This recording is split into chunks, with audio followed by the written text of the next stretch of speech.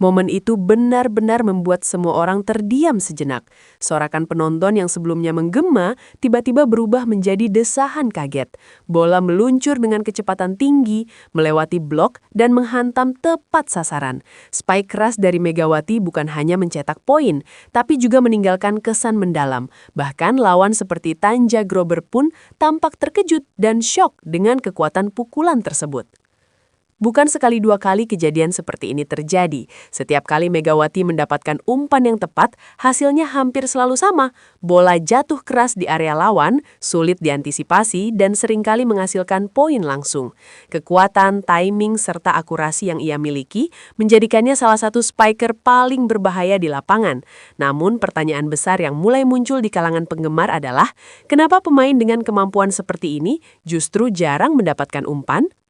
Jika kita melihat permainan secara keseluruhan, sebenarnya Megawati memiliki semua elemen yang dibutuhkan untuk menjadi mesin poin utama. Ia punya lompatan tinggi, power yang luar biasa, serta mental bertanding yang kuat. Bahkan dalam situasi sulit, ia masih mampu menghasilkan spike yang tajam.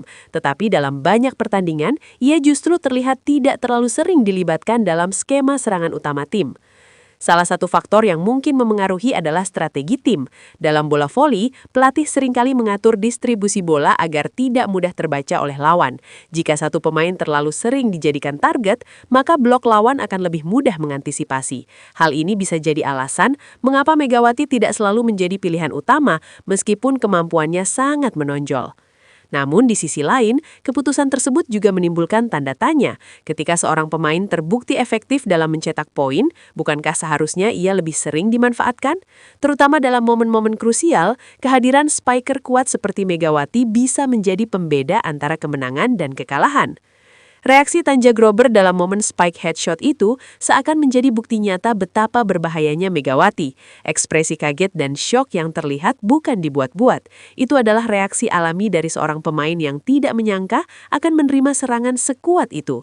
Bahkan pemain profesional sekalipun bisa dibuat kewalahan jika berhadapan dengan spike sekelas ini.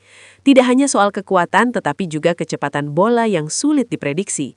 Kombinasi ini membuat pertahanan lawan seringkali terlambat bereaksi. Libero yang biasanya sigap pun bisa kesulitan jika bola datang dengan sudut dan tenaga seperti itu. Inilah yang membuat banyak penggemar merasa bahwa Megawati seharusnya mendapatkan lebih banyak kepercayaan dalam menyerang. Selain faktor strategi, ada juga kemungkinan lain seperti komunikasi di dalam tim. Dalam permainan cepat seperti voli, koneksi antara setter dan spiker sangat penting. Jika timing atau kepercayaan belum sepenuhnya terbangun, maka umpan yang diberikan bisa jadi tidak maksimal atau bahkan dialihkan ke pemain lain yang dianggap lebih aman. Namun dari sudut pandang penonton, hal ini terasa seperti menyia-nyiakan potensi. Banyak yang merasa bahwa Megawati hanya perlu lebih banyak kesempatan untuk benar-benar menunjukkan kapasitasnya. Setiap kali ia diberi peluang, hasilnya sudah jelas terlihat, poin demi poin berhasil diraih dengan cara yang meyakinkan. Di media sosial, diskusi tentang hal ini semakin ramai. Banyak yang membandingkan statistik, menyoroti momen-momen ketika Megawati berhasil mencetak poin spektakuler dan mempertanyakan keputusan tim dalam mendistribusikan bola. Tidak sedikit pula yang menyebut bahwa Megawati layak menjadi fokus utama serangan. Namun tentu saja permainan tim tidak sesederhana itu. Ada banyak aspek yang dipertimbangkan oleh pelatih, mulai dari kondisi fisik pemain, rotasi, hingga strategi menghadapi lawan tertentu. Apa yang terlihat di layar tidak selalu mencerminkan keseluruhan situasi di lapangan. Meskipun begitu, momen spike keras yang membuat lawan kaget tetap menjadi bukti nyata. Itu adalah gambaran dari potensi besar yang dimiliki oleh Megawati. Dan ketika potensi sebesar itu tidak dimanfaatkan secara maksimal, wajar jika muncul pertanyaan dari para penggemar. Apakah ini hanya soal strategi, ataukah ada faktor lain yang tidak terlihat? Mungkin jawabannya adalah kombinasi dari berbagai hal. Tetapi satu hal yang pasti, setiap kali Megawati mendapatkan umpan yang tepat, ia hampir selalu memberikan hasil yang luar biasa. Ke depan akan sangat menarik untuk melihat bagaimana peran Megawati dalam tim berkembang. Apakah ia akan mendapatkan lebih banyak kepercayaan ataukah tetap berada dalam peran yang lebih terbatas? Semua itu akan bergantung pada keputusan pelatih dan dinamika tim secara keseluruhan. Yang jelas, momen spike keras yang membuat lawan kaget bukanlah kebetulan. Itu adalah hasil dari kerja keras, latihan, dan kemampuan alami yang dimiliki oleh Megawati.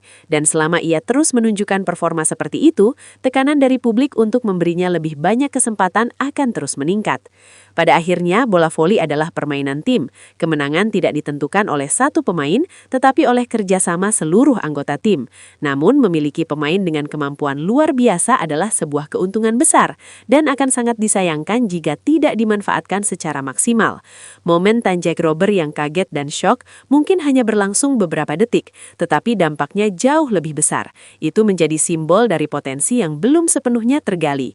Dan bagi para penggemar, itu adalah alasan untuk terus berharap bahwa suatu saat nanti Megawati akan mendapatkan panggung yang lebih besar untuk bersinar. Setelah momen spike keras yang membuat Tanja Grober kaget dan syok itu viral, situasi di dalam tim perlahan mulai berubah. Bukan hanya penonton yang mulai memperhatikan, tetapi juga staf pelatih dan rekan satu tim. Ada sesuatu yang tidak bisa lagi diabaikan. Efektivitas serangan Megawati yang begitu tinggi setiap kali ia benar-benar dilibatkan. Di sesi latihan berikutnya, intensitas terlihat berbeda.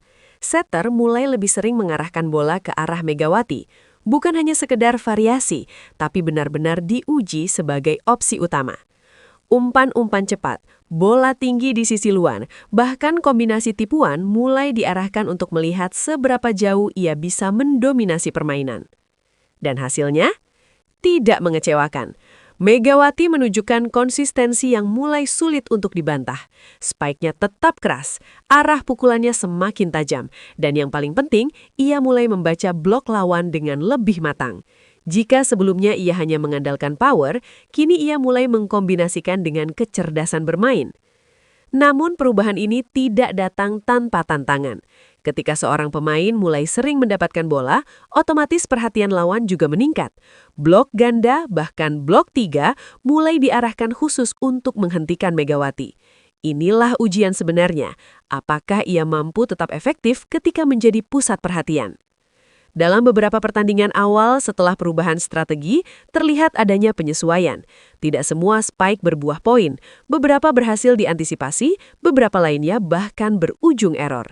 Tapi disinilah proses itu terjadi. Dari yang awalnya jarang diberi bola, kini ia harus belajar menghadapi tekanan sebagai target utama. Menariknya, di momen-momen krusial, justru disitulah Megawati mulai menunjukkan mentalnya.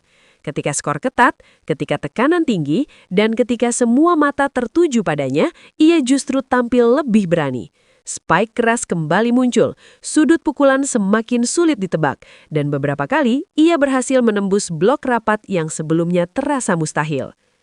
Penonton mulai menyadari perubahan ini. Sorakan setiap kali Megawati melompat untuk spike kini terdengar lebih keras. Ada ekspektasi yang terbentuk bahwa sesuatu yang spektakuler bisa terjadi kapan saja. Dan seringkali ekspektasi itu memang terbayar. Namun di balik semua itu ada satu faktor penting yang menjadi kunci, kepercayaan. Setter kini mulai lebih percaya untuk memberikan bola di situasi sulit. Rekan satu tim juga mulai memberikan dukungan lebih, baik dalam bentuk komunikasi maupun perlindungan di lini belakang. Ini bukan lagi tentang satu pemain, tapi tentang bagaimana tim mulai beradaptasi untuk memaksimalkan kekuatan yang dimiliki.